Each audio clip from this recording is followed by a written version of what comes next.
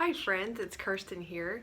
Thank you for tuning in for the third installment of the hashtag Ballet for Dummies video series. So today I'm just going to do more of a Q&A type format where I will just take a few questions out of the plethora of questions I've received, wonderful questions by the way, and I'll answer them, and I'll be back with another part to the Q&A type style of video within this series. So I hope you enjoy. And before I get started, thank you so much if you kindly commented helping me out with finding cruelty-free makeup products in my last video. I do appreciate that. Y'all are great. And you can also check out, I'll link down below, my Nutcracker survival guide video that I posted last year. It's also posted again on my Facebook page at Twin Talks Ballet if you're interested in seeing that and you are performing in the Nutcracker this year. So let's continue. So the first question I want to answer, and by the way, I'm keeping the commenters anonymous because I realize it's a little bit invasive to state your username every time, even if you don't think so. I'll just keep it anonymous and answer these kind of general questions. I might have rephrased the question just to intrigue a larger audience. So the first question is, what does a professional dancer's schedule look like / calendar? So what does the general season look like? So on in a daily sense, dancers usually take class in the morning, 9:30 to maybe 10 or so, or they might start after 10 if it's an AGMA company, or if you're dancing in the theater that night, the company will adjust the schedule to start later in the morning. So there's at least a 12-hour rest period between finishing rehearsal and starting class again the next day. So in the morning, you start with company class, usually an hour and a half of just dancing to warm up and work on your technique with the company. And then there will typically be in a day about 5 to 6 hours of rehearsal. So at least for my company, we have, I think, an hour and 45 minutes after our technique class in the morning. We break for lunch, just 30 minutes. Some companies have an hour, and then there will be about 3 hours after lunch of rehearsing into the afternoon. And if the company is in the middle of really preparing for a show and actually rehearsing in the theater, and by the way, a company will usually only be in the theater about a week and a half or a week before opening night. So since it costs a lot of money to rent a theater and use those facilities and have the stage crew and the lighting crew and everything, companies try to limit the amount of time they're actually in the theater. Also because the companies will usually share that venue with other performing arts companies. So it's rented out. Anyway, but like I said earlier, the dancers will start a little later in the day, still have a few hours of rehearsal in a studio, and then head to the theater in the evenings. That's kind of typical. As far as the season calendar, most professional companies only perform, I think I'm just going to throw out an average of 28 to at the most maybe 52 weeks out of the year, which is for the very large scale world-renowned companies. That's not very common to have such a long contract, but seasons usually only go for a couple months out of the year, and though it might be different in Europe, most companies only perform during the fall through spring, maybe into early summer kind of months. So typically the summer months are used for either layoff periods, so the dancers have a break, they can go teach, rest, they can do more freelance projects, but typically within a professional company contract, you only have a few months out of the year, at most probably 7, 8, I'm just throwing out some estimates, and then a few months off in the summer.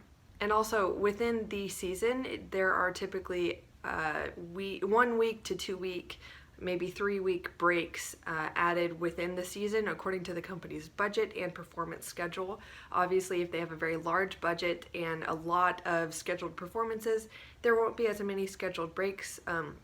It's not always just for the dancers. A lot of it is budgetary restrictions. But it is nice that for the dancers' bodies and well-being, there are typically some breaks added throughout the season every maybe month or two. Not month, like probably every 2 to 3 months there's a break. The other question I got is, how do rankings within a professional company work? So this is an interesting question because though many companies these days are opting for the unranked status, so they just have dancers, I think they title them artists, and some might be used more than others, but they're technically all the same rank. Now, traditionally, ballet companies, classical ballet companies are ranked starting with maybe the apprentice level, and then corps de ballet. If it's a large company, there might be demi-soloist, soloist, first soloist, principal, but commonly it's just apprentice, corps de ballet, soloist, and then principal dancers. And the way that a dancer might move up, and also, by the way, their pay scale is obviously adjusted accordingly.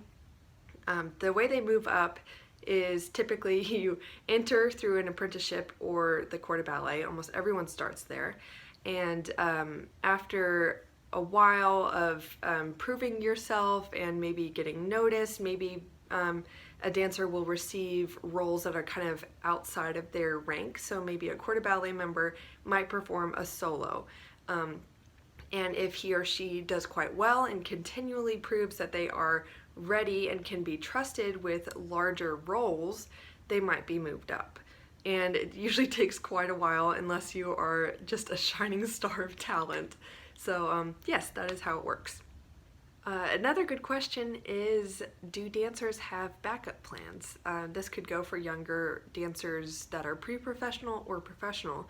I'd say that many people do have like a very vague idea of what they could do if they didn't do ballet, but honestly, I think many dancers sink so much energy into this profession because it really does require your entire devotion that they can't imagine themselves doing anything else. So any backup plan they do have is basically just to pay the bills, even if it's working at a restaurant or they, you know, have a couple other things lined up that they could do for more time to earn a living, but really many dancers don't have another plan B that they have just as much passion about, or even a level of passion that is remotely close to the level they have for ballet.